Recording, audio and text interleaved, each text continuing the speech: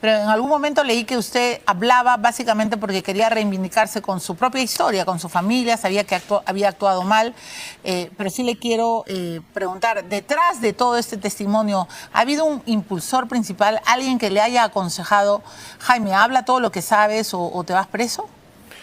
Mire, Milagros, yo le agradezco mucho esa pregunta. ¿Por qué?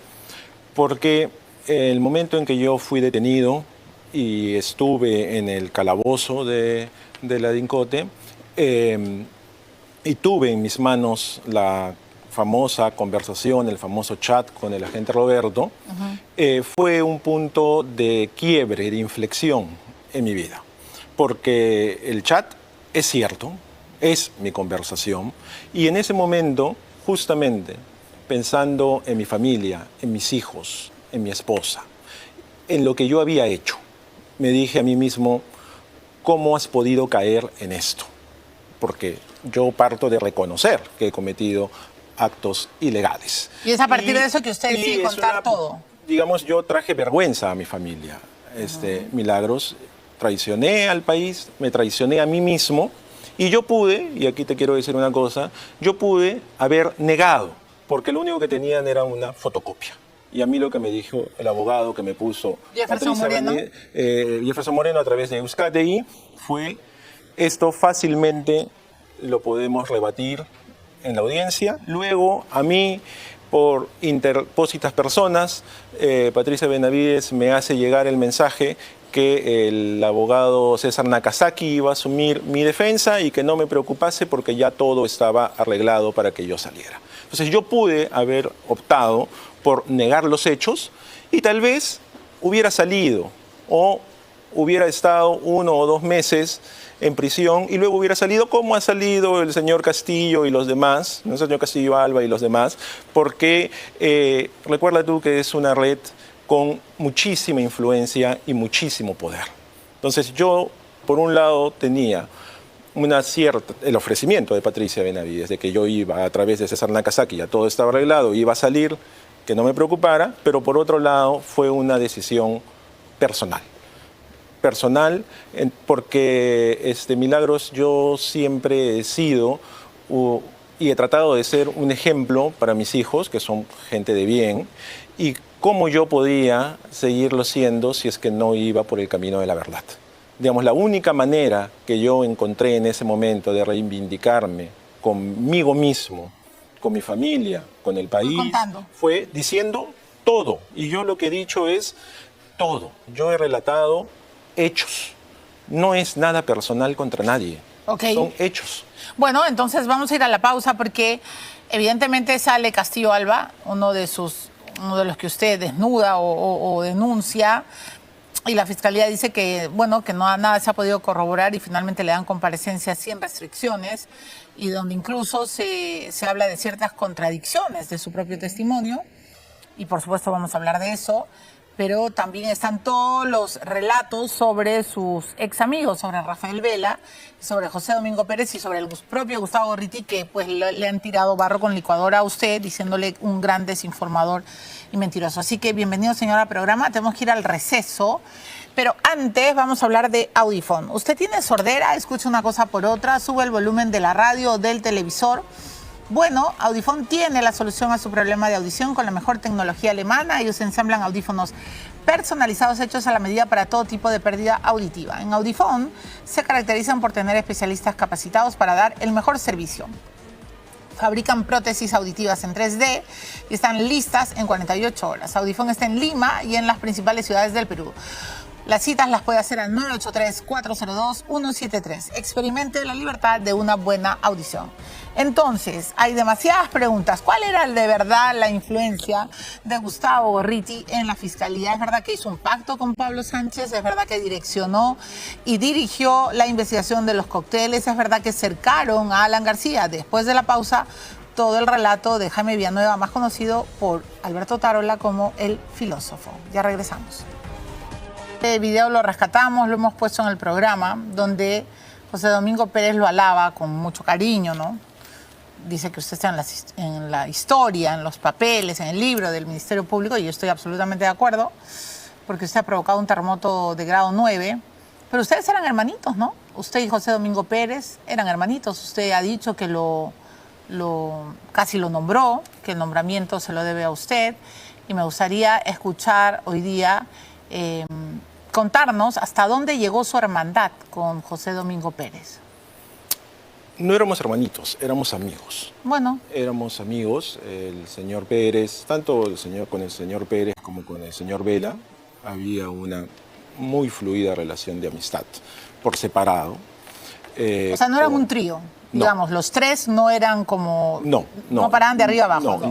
Por separado. Yo era amigo de Pérez y era amigo de Vela. Correcto. Y en un primer momento, cuando recién comienzan a trabajar ellos juntos, yo servía un poco de intermediario entre ambos, porque José Domingo tenía mucha desconfianza de Rafael Vela. ¿Por qué? Por su pasado, por sus nexos con el partido aprista, con José Luis Aullón. ¿Rafael Vela ha sido aprista? Bueno, lo que decía José Domingo era que él hablaba mucho del padre de Rafael Vela y de sus nexos con el partido aprista. ¿Y Rafael Vela era muy amigo de Aullón? Bueno, mire, a mí quien me presenta a Rafael Vela es Patricia Benavides, porque ellos dos eran amigos de muchos años atrás, junto con José Luis Aullón, ¿no? Él era conocido como el Baby Juez, era amigo, digamos, prácticamente desde su primera juventud con el señor Aullón, y José Domingo Pérez siempre vivía muy receloso de ello, porque Aullón denuncia a José Domingo Pérez por enriquecimiento ilícito en una investigación que tuvieron, entonces había ese recelo y yo servía un poco de nexo, de bisagra entre ellos dos. Entonces, ¿y cuál fue el hecho que desencadena la ruptura de esta relación tan íntima y tan amical entre Benavides y Vela? ¿Por qué se pelean? Yo creo que fue una relación que se fue deteriorando con el tiempo. Pero cuando ella sube de fiscal de la Nación... Por múltiples razones, una de ellas... Creo que fue cuando ella sube de fiscal de la Nación. No sé, de repente Rafael no pudo manejar adecuadamente que ella haya subido como fiscal suprema y como fiscal de la Nación. ¿Cómo que no pudo manejar? ¿Le daba bronca? ¿Le daba envidia? No lo sé, tal vez. Pero usted es su amigo. Uno no llega a conocer plenamente los sentimientos de y las emociones de las personas, ya, ¿no? Pero sí, digamos, él sentía que él merecía mucho más que estar ella. En el puesto que ella, por supuesto. Bueno, Rafael Vela moría por ser fiscal de la Nación. Bueno, siempre ha pedido ser fiscal supremo, ¿no? Y siempre ha querido llegar a ser fiscal de la Nación. Por supuesto. Entonces él de alguna manera sentía que Benavides era mucho menos preparada que él. Sí, claro. Ajá, ya. Estoy tratando de entender los pensamientos y las emociones, porque, ¿sabe qué, señor Villanueva? A mí me ha sorprendido mucho sus revelaciones que he dicho. De paso, lo vengo contando hace mucho tiempo, pero me alegra que ahora Cuarto Poder y todos los grandes medios, los llamados grandes medios, se unan a tratar de jalar el hilo de la madeja. Usted ha dicho, y esto es muy grave, que para empezar, Gustavo Gorriti tenía una gran influencia en el Ministerio Público. Ha llegado a decir, y no lo ha podido negar Patricia Benavides, que era tal la influencia que Romina Mela, la editora, el brazo derecho de Gustavo Gorriti, tenía un asiento en la oficina de José Domingo Pérez.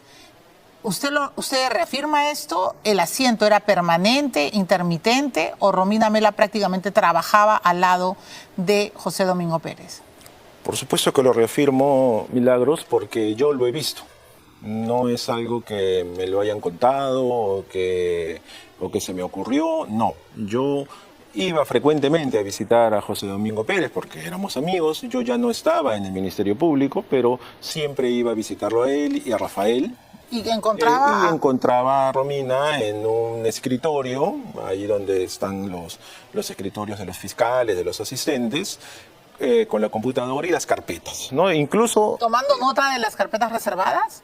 Tomando nota de las carpetas, incluso hemos bromeado, porque yo también conocí a Romina, hemos bromeado más de una vez en el sentido de que desde cuándo trabajas en el Ministerio Público, ¿no? Desde cuándo eres parte de la Fiscalía, y el propio José Domingo ha bromeado sobre ese tema también, en el sentido de que sí, ahora ella colabora con nosotros, y todo eso porque, digamos, había una relación bastante fluida. Pero José Domingo Pérez, en su defensa, ha dicho que usted miente, porque si eso fuera cierto, habrían ingresos y salidas de Romina Mela al ministerio, a la propia Fiscalía, al Ministerio Público. Mire, Milagros, ahora todos dicen que yo miento.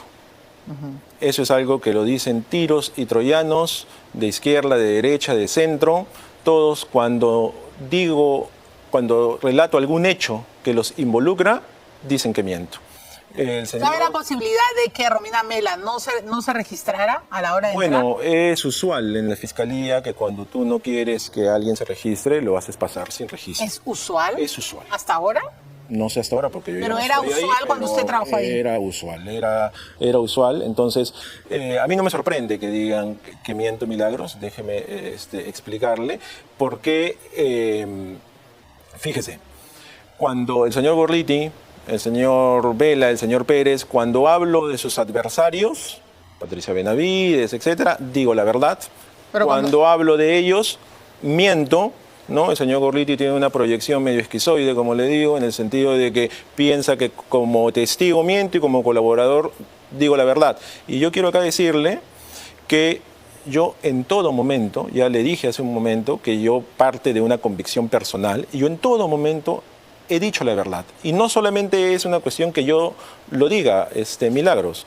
La Fiscalía, el equipo de FICOP, liderado por el fiscal Freddy Niño, han hecho un trabajo prolijo y muy profesional en el que se han corroborado todos y cada uno de los hechos que yo he relatado. Hay 39 tomos de corroboración que han estado a cargo del equipo del fiscal Niño y del equipo de la policía, cuando estuvo liderada por el coronel Colchado y específicamente en mi caso el capitán Carlos Martínez. Ya. Ha sido un trabajo prolijo, de ya. meses hasta altas horas de la noche. Yo soy testigo porque yo he estado. O sea, usted se ha amanecido declarando. Ya. Durante meses. Por eso, avancemos. Hasta altas horas de la noche. Ya, yo no quiero que me gane el tiempo, pero avancemos en esto. Entonces, Romina Mela sí tenía un asiento, usted la ha visto y ha bromeado y le ha dicho, trabajas en la Fiscalía. ¿Ese asiento solo era para revisar carpetas reservadas o también podía pasar que el fiscal José Domingo Pérez, interrogando a alguien o alguien de su equipo, estuviera presente la periodista de manera encubierta? Yo no puedo asegurar eso, pero podría pasar si es que alguien no la conoce, ¿no? Porque ella se confundía con los trabajadores de la oficina. Podía fácilmente confundirse. Yo creo que sí. ¿En dónde radicaba el poder de Gustavo Gorriti dentro de la Fiscalía? ¿Cuándo nace esa gran influencia? Mire, la influencia de Gustavo Gorriti se fue, creo yo, creciendo paulatinamente. Cuando yo fui secretario general, eso también ya lo he dicho, Gustavo Gorliti iba a verme por intermedio de la periodista Mónica Beco, que trabajaba conmigo, era mi asesora de imagen. Ella me presenta a Gustavo Gorliti, él viene con el tema del Lavallato, yo lo conduzco con Pablo Sánchez, que era fiscal de la Nación. Es allí donde comienza a formarse el tema del Lavallato. Y luego, cuando ya se conforma el equipo especial, la influencia de Gorriti sobre Vela y sobre Pérez era absoluta porque él tenía el manejo de la información y él fue el que incluso dio los nombres de ellos dos para que integrasen el equipo especial, Rafael Vela coordinándolo y José Domingo Pérez integrándolo. Eso... Pero no, a ver. O sea, ¿usted está diciendo que Gustavo Gorriti recomendó a Vela y a Pérez para integrar el equipo Lavallato? Mire... Porque usted ha dicho otra cosa, usted ha dicho que usted lo pone a Pérez. No, a ver, nos estamos confundiendo. El señor Pérez, cuando ingresa a la Fiscalía de Lavado de Activos, ingresa a investigar el caso Cócteles. Yo lo propongo para que él investigue el caso, porque estábamos buscando un fiscal lo suficientemente loco y valiente como para que enfrente la investigación contra la señora Fujimori. Okay. A mí me lo presenta Miguel Girao, que había trabajado con él. Estamos hablando 2016-17. Todavía no hay Lavallato. Ok. Y Girao luego va preso por sus dichos, ¿no? Ahora salió libre. También. Ok. ¿No? Entonces, sí. Cuando usted dice yo tengo un poder de influencia es para meter a Pérez en los cócteles, no para Lavallato. Para Lavallato, la influencia que usted está señalando es la de Gorriti sobre Pablo Sánchez. Le voy a explicar.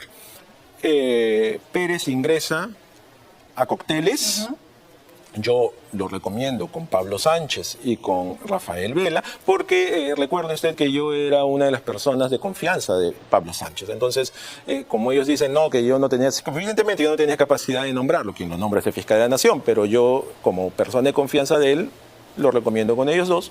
Luego, cuando sale Pablo Sánchez e ingresa Pedro Chávarri como fiscal de la Nación, el día que Pedro Chávarri juramenta, usted ya sabe lo accidentado que fue el tema de su juramentación, ese mismo día José Domingo Pérez presenta su carta de renuncia al lavado de activos. Y Gustavo Gorriti me llama a mí al mediodía para decirme, José Domingo Pérez ha presentado su carta de renuncia, donde dice que se va por los cuestionamientos éticos y morales que había contra Pedro Chávarri, y que le daba hasta las 7 de la noche a Pedro Chávarri para que nombre a Rafael Vela como coordinador y a José Domingo Pérez como integrante del equipo especial Lavallato, o él iba a hacer pública la carta, y me dijo literalmente, y Chávarri no llega al lunes como fiscal de la Nación. ¿Eso le dijo a usted y usted se lo comunicó a Chávarri? Yo se lo comuniqué a Patricia Benavides.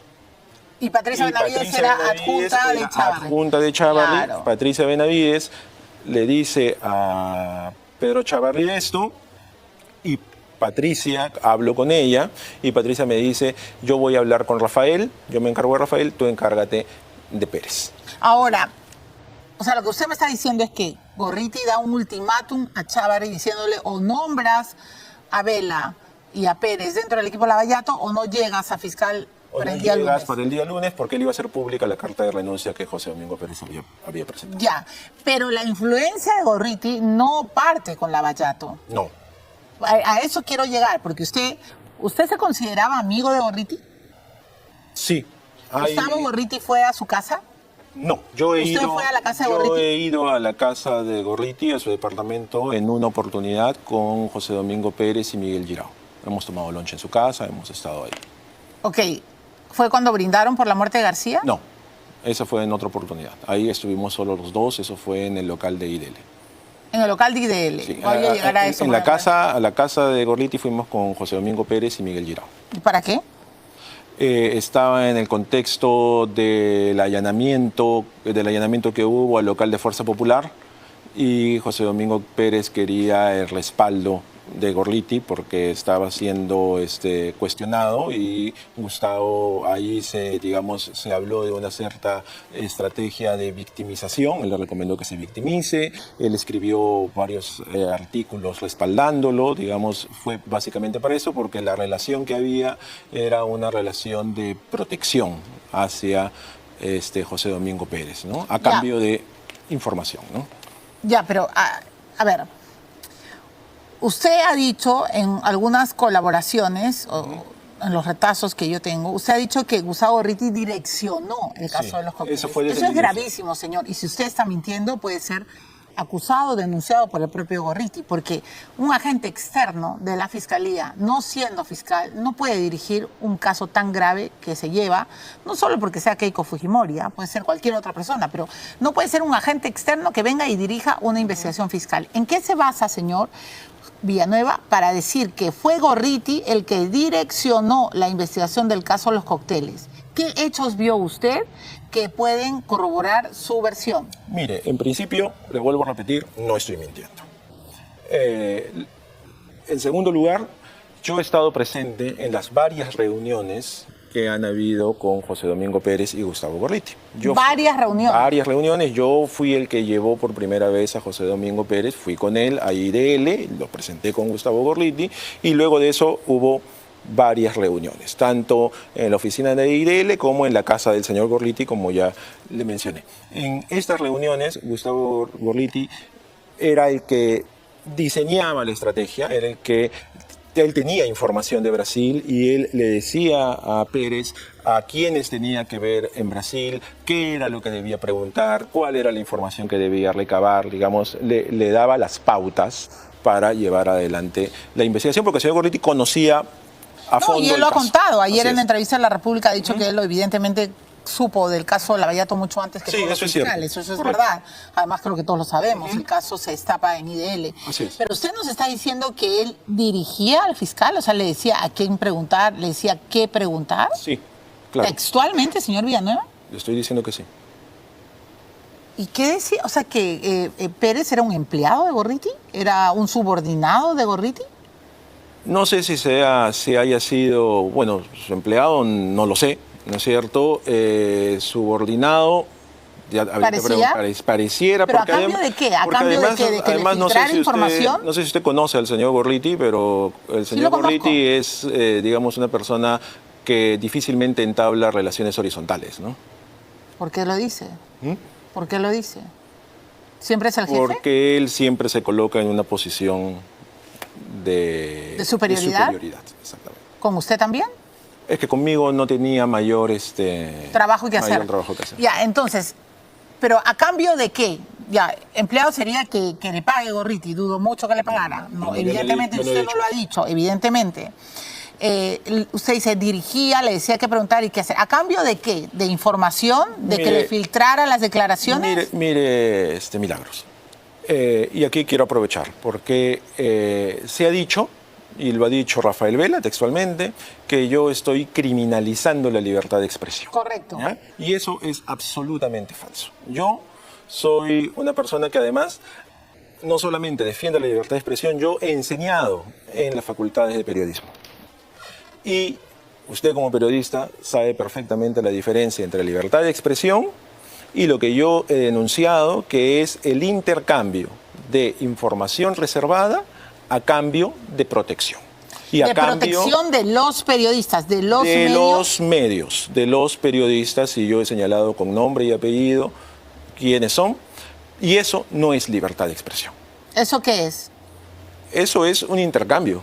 Yo te doy información reservada a cambio de que tú me blindes. de que tú me blindes, de que tú apoyes todas las decisiones, hagas comparsa, etcétera, etcétera, ¿no es cierto? Protejas el trabajo, no importa si ese trabajo está bien o mal hecho. No importa si hay excesos, si hay no corroboración o lo que sea. Lo que importa es que yo te doy información y tú me exaltas. Exactamente, esa era la relación Ajá. que se estableció no solo con el señor Gorliti, sino también con otros periodistas, ¿no? Yo ya eso también lo... Usted ha hablado lo del comercio, ha mencionado al grupo del comercio, Sí. ha hablado de Chela Villasís, usted Sí. ha hablado de Gustavo Gorriti, de IDL. Sí. ¿Qué otros ha hablado de Latina, no es cierto? ¿O no ha hablado de Latina? No recuerdo haber hablado de Latina en ese caso. ¿No ha mencionado a Rodrigo Cruz? No, yo no conocí al señor No. Rodrigo Cruz en la época de Lavallato. A él lo conocí en la época de Patricia Benavides. Ah, he leído tanto ya. En la época de Benavides lo ha mencionado a Rodrigo Cruz. En Lavallato, ¿quiénes fueron los periodistas que blindaron a los fiscales que se convirtieron en rockstar? Yo le digo esto porque, a ver, y le hablo abiertamente de mi experiencia personal. Yo solía entrevistar mucho a Rafael Vela. Lo sé. ¿Lo sabe? Bueno, me vería, ¿no es cierto?, a través de los medios. Pero cuando osé, porque esa es la palabra, osé entrevistar a Alonso Peña Cabrera, que era el fiscal encargado de la cooperación internacional, que fue muy crítico además de lo que iban divulgando sobre la investigación de Alan García, literalmente Rafael Vela me vetó. Pero no solo eso, Gustavo Gorriti nunca más aceptó una entrevista conmigo porque aquí que Montenegro le dijo que él me iba a dar una entrevista si es que yo no atacaba a sus fiscales. Son palabras textuales que le dio a uno de mis productores. Yo no entendía, o sea, estos señores que son intocables, o sea, un periodista siempre tiene que dudar de ellos. En general, de todos los personajes, pero más aún de fiscales que se están convirtiendo en seres tan poderosos y que luego pasan a ser parte de una encuesta de poder que no sé, en verdad, a quién se le ocurrió ponerlos como rockstar. Entonces, lo grave, señor, es que usted está diciendo que Gorriti direccionó la investigación de los cócteles y que me está diciendo a cambio de yo te doy información, pero tú me proteges, me blindas. ¿Recuerda alguna frase, algo que usted haya escuchado entre Gorriti y Pérez que denote abiertamente este pacto? A ver, lo que había era, como ya le señalé, un diseño de la estrategia, ¿no es cierto? Por ejemplo, ahora que usted mencionaba el tema de Alonso Peña Cabrera, ¿no? la pelea con Peña Cabrera viene más que por el lado de los fiscales, viene porque Alonso Peña Cabrera se atreve más bien a enfrentarse a Gustavo Gorriti, porque incluso el Ministerio Público saca un comunicado desmintiendo una información que había dado Gustavo Gorriti. Y es allí donde se produce el quiebre con Alonso Peña. O sea, Gustavo Gorriti le corta la cabeza. Gustavo Gorriti le pone la cruz, digamos. Le quita la protección. A Alonso Peña. Yo no sé si lo protegía. Ya, pero digamos, Alonso, le pone la cruz. Sí, Alonso era, digamos, una persona más independiente en ese sentido, ¿no? Me consta. Luego, José Domingo Pérez vino a decir que, porque me lo dijo a mí, me acuerdo que vino muy alterado ese día, él se había reunido con Alonso Peña y vino y subió a mi oficina y me dice, me ha dicho que por AG no se pregunta, ¿no? Entonces, Pérez decía que Alonso Peña Cabrera había dicho que por Alan García no se pregunta. Me acuerdo de ese escándalo. Sí, exactamente, ¿no es cierto? Pero ya todo esto era un corolario de el enfrentamiento que habían tenido Alonso Peña con Gustavo Gorriti. Entonces, digamos, sí, usted recordará que hubo toda una campaña mediática muy fuerte para desprestigiar al fiscal Peña Cabrera. O sea, mire, lo que yo digo son cosas que son fácilmente corroborables porque si usted revisa las informaciones sí, de claro, ese, pero también de ese ellos tiempo, dicen que usted como filósofo y buen lector puede ser un gran memorioso y puede estar articulando una narrativa de acuerdo justamente a esa literatura, a esos archivos, a esos hechos que ocurrieron. Por eso le pregunto abiertamente si en algún momento usted escuchó alguna conversación entre Gorriti y entre José Domingo Pérez o Rafael Vela sobre el caso de los cócteles que denote ese casi pacto secreto. O sea, hablaron de, no sé, de la importancia del juicio, de la historia, no sé. Hablaron de varias cosas. Hablaron de temas específicos cuando estaba en discusión la nota esta que apareció en la agenda de Marcelo Odebrecht, aumentar para 500 para Keiko hacer visita, ¿no? Hablaron sobre eso, sobre la veracidad de la nota, hablaron sobre cómo se podía utilizar la nota, porque hasta ahí Pérez estaba investigando cócteles y es allí donde ingresa el tema Odebrecht en el caso cócteles. Hasta antes de eso no había una relación entre la investigación del caso cócteles y el caso Odebrecht. ¿Alguna vez hablaron sobre el timing político electoral? O sea, porque es bien curioso, ¿no? José Domingo Pérez siempre la tuvo procesada y adelantaba incluso pedidos de prisión cuando Keiko estaba en campaña. A ver, el timing político sí fue un tema. Ese sí fue efectivamente un tema. Mire, esta es una investigación que viene desde el año 2015 o 16, ¿no es cierto? Son 8 años de investigación, ¿no? Para que recién llegue a la acusación. A lo que a mí me consta, y lo he dicho también, es la estrategia que se diseña para la elección del 2021, que es cuando José Domingo Pérez adelanta la presentación de la acusación contra la señora Fujimori a pocas semanas de la primera vuelta electoral. No porque ellos, Vela y Pérez, de ninguna manera querían que la señora Fujimori sea presidente, porque lo que decían era que si ella llegaba a la presidencia les cortaba la cabeza a ellos, ¿no es cierto? A ver, pero textualmente lo dijeron, Keiko no puede ser presidente. Sí, claro, claro. Los dos lo decían. Los dos lo decían. ¿Con Gustavo Gorriti presente? Me consta yo nunca he estado presente en una reunión entre Rafael Vela y Gustavo Gorriti. Pero sí entre Gustavo y Pérez. Sí. ¿Y en esa reunión se habló de eso, de que Keiko no podía ser presidenta? Sí, claro, porque recuerde usted que en el año 2016 estamos en el contexto de la mayoría parlamentaria. Ya, pero eso es gravísimo, ¿sabe? Y ya todo el mundo, bueno, y los fujimoristas siempre me tiran barro y ya creen que soy la anti, ya, en fin, no me interesa. Pero nadie puede decidir en una fiscalía, o sea, el Ministerio Público no está para decidir quién es y quién no es presidente y para tener un timing judicial que impida que alguien pase o no a segunda vuelta. No sé si me dejó entender y creo que usted es lo suficientemente inteligente. nos está diciendo a todos los peruanos que en el equipo Lavallato, 2 fiscales muy importantes y un periodista absolutamente influyente y poderoso estaban convencidos de que Keiko no debía de ser presidenta y que para eso tenían que incluso adelantar el periodo de prisión preventiva? Yo estoy hablando de la acusación. Perdón, ¿de la acusación? Sí, eso es correcto. Mire, Milagros. Mire, Milagros. Para mí es hasta, no sé, que todos digan que yo miento. Porque ahora le van a decir fujimorista, porque señor. Seguramente me van a decir, quiero decir 2 cosas sobre eso. La primera, que con lo que yo he dicho, Milagros, con lo dolorosa y dura que es la verdad, yo he desentrañado de alguna manera, ¿no es cierto? He mostrado la entraña del poder lo putrefacto y del sistema de Totalmente, justicia. sí. Ya todos saben cómo funciona. Que todo está podrido. Usted me dice, si 2 fiscales, bueno, el poder real en el Perú en muchos momentos ha estado en el Ministerio Público. Y entonces así funciona, que las autoridades o las personas que les compete, que quieran o no modificar eso, ese es un tema que ya escapa a mí.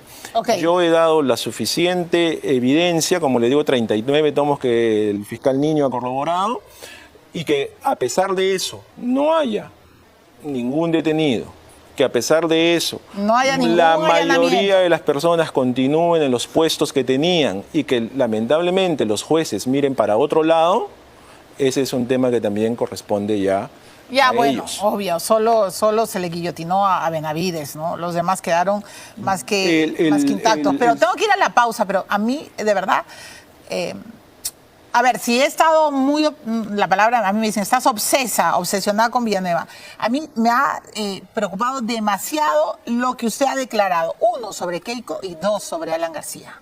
Porque además usted ha dicho que sobre Rafael Vela, que él tenía comunicación con Salas Arenas y que la famosa incautación del celular lo puso demasiado, extremadamente nervioso porque habían cruzado información sobre resoluciones judiciales, sobre resoluciones electorales. Vamos a hablar de eso. Y lo peor, señor Villanueva, y déjeme decirlo, que usted ha brindado por la muerte de una persona, que en este caso fue un expresidente. Hoy día usted, mirándome a los ojos, corrobora que ha brindado por la muerte de Alan García con Gustavo Gorriti. Sí. Pues se está dando cuenta, bueno, en fin, ya no voy a hablar de valores, pero ¿cómo van a brindar por la muerte de una persona, señor? ¿Lo odiaban tanto a Alan García? ¿Gorriti era capaz de odiar tanto a Alan García al nivel de brindar por su muerte? Déjeme explicarle. Cuando yo llego ese día, creo que es 19 de mayo, si mal no recuerdo, bueno, ahí está la fecha, el día que él me dedica el libro, llego a la oficina, él llega ya un poco bebido, porque venía de un evento de la Embajada de Israel, y él saca 2 copas, una botella de vino, la sirve, me sirve, y lo que me dice es, vamos a brindar, ya se murió, hemos ganado. Ya se murió, sí, hemos ganado. Esas fueron las palabras que me dijo. Entonces, claro, yo me quedé sorprendido, pero ya estaba con el... Digamos, yo pensé que venía y me ofrecía una copa de vino. Y usted dijo, salud, compadre, se murió Alan. A ver, sí, eso sucedió. Yo no estoy, ya le dije. Yo no voy a hacer juicios de valor. Estoy tratando de entender, porque una cosa es lo que está en el papel y otra cosa es que usted lo corrobore. Pero además, quiero preguntar, ya tengo que ir a la pausa, ya cerrarlo. Pero además, señor, tengo que preguntarle, ¿por qué rayos, si usted es tan amigo de José Domingo Pérez, ¿por qué rayos no fue al allanamiento de Alan García? Eso espero que hoy día me lo pueda resolver. Entonces, cómo me encantaría que ese programa dure 100 horas. Pero lo primero es que estamos de boca del propio señor Jaime Villanueva, que hoy es, no sé qué es usted, colaborador, testigo, ya luego me va a aclarar, está volviendo a ratificarse que Gorriti y él sí brindaron por la muerte de Alan.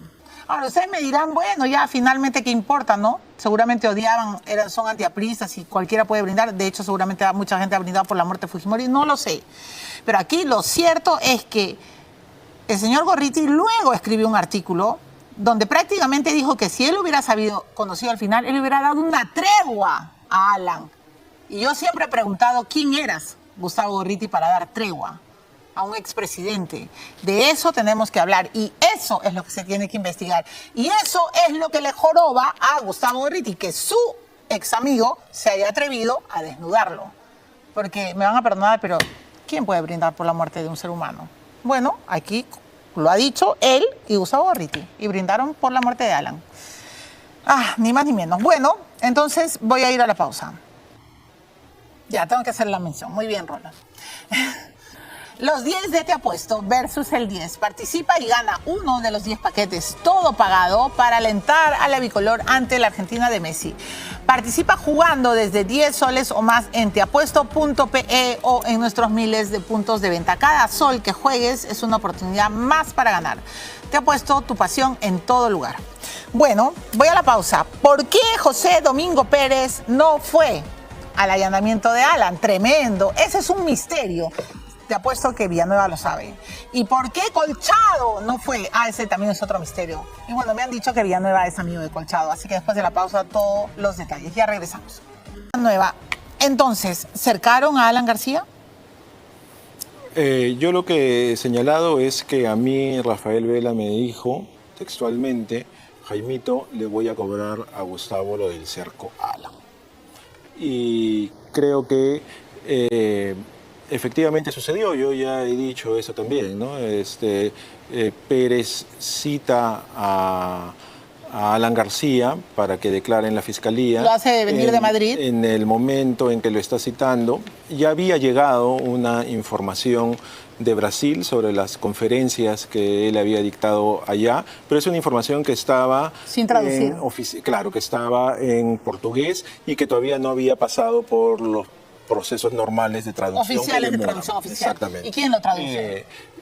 José Domingo lo filtra al IDL, el IDL lo publica en el momento mismo que el señor García está dando su declaración, y es a base de esa información que Pérez pide el impedimento de salida del país del señor García.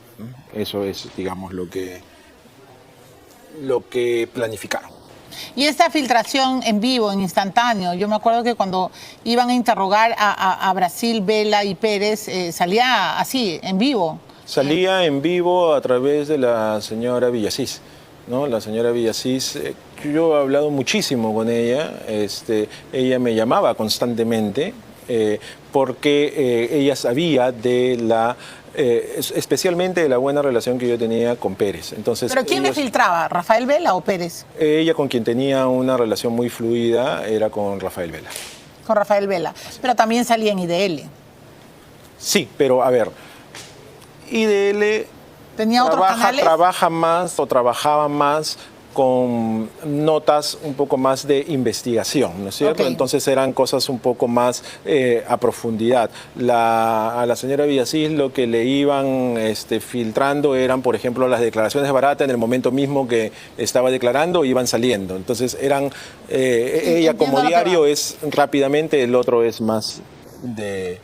Ya, y el cerco era, perdón, la información era a cambio de lo que usted ha contado, que bueno, era para exaltar o proteger o lo que sea al grupo fiscal. Esa es su declaración. Sí. Pero el cerco de Alan está planeado, sí, está diseñado y llega el día del allanamiento. ¿Por qué José Domingo Pérez no va al allanamiento de Alan García? ¿Le tiene miedo?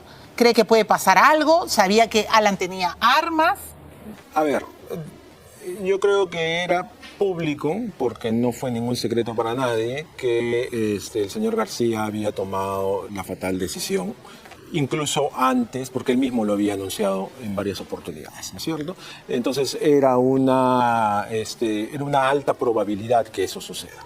¿Y por qué no esperar a que vaya a un lugar público? ¿Por qué allanarlo en su casa? ¿Qué querían, que se matara? Mire, ese detalle yo no lo conozco. ¿En algún momento discutió eso con Pérez? No, yo no. Cuando Alan García muere, cuando se suicida, ¿usted llama a Alan García?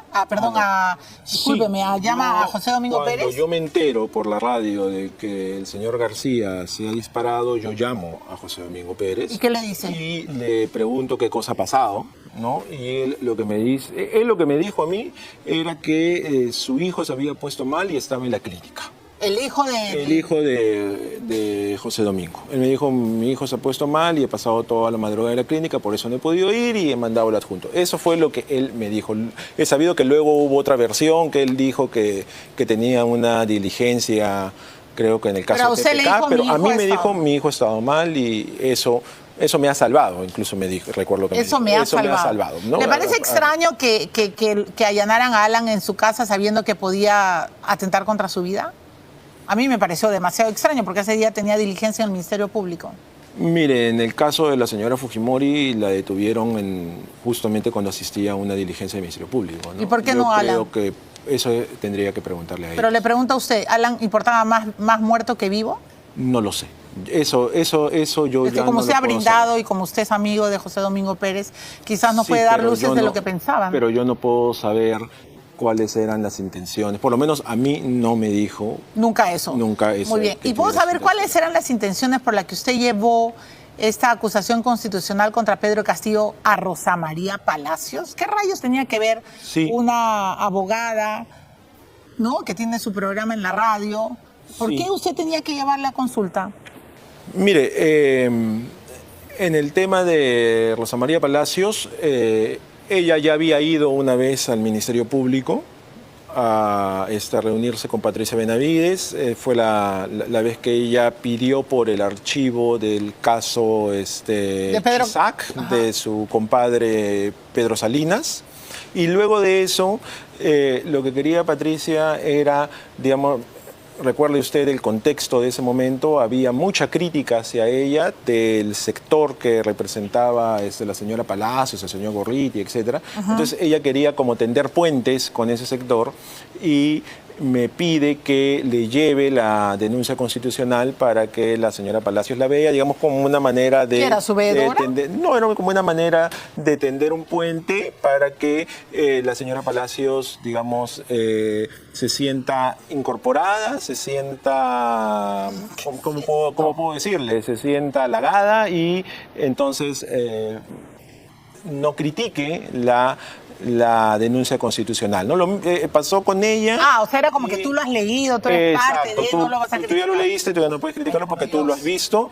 Sucede con ella y con el abogado Luciano López, ¿no? Yo llevo a la casa de Rosa María Palacios y al estudio del abogado Luciano López, porque Luciano López, él solícitamente fue un par de veces a visitar a Patricia Benavides llevando doctrina, jurisprudencia convencional, diciendo por acá. ¿Él mismo se prestó? Él mismo se prestó, él solo fue de mutuo propio. Bueno, Rafael Vela me lo referenció y él llegó con todo este tema de la interpretación convencional para la acusación constitucional, ¿no? Qué cosas tan poco convencionales ocurrían, señor Villanueva. Me va a perdonar por este comentario, pero eso de que la acusación constitucional de una fiscal de la Nación va a la veeduría... Pero no solamente ha pasado con ellos, ¿no? También, también la revisó el abogado Jefferson Moreno. Jefferson Moreno. De Jefferson Moreno vamos a hablar. Revisó la de Dina Boluarte, digamos. No, y bueno, luego los abogados. Ya, yo tengo que terminar porque tiene que empezar el programa Veto a Saber, pero voy a seguir. Mañana les prometo segunda parte. Voy a convencer al señor Villanueva de que se quede y yo logre entrevistarlo más. Bueno, ya, hasta aquí he llegado. Mañana nos volvemos a encontrar. Gracias, señor Villanueva. Sí. Que estén bien.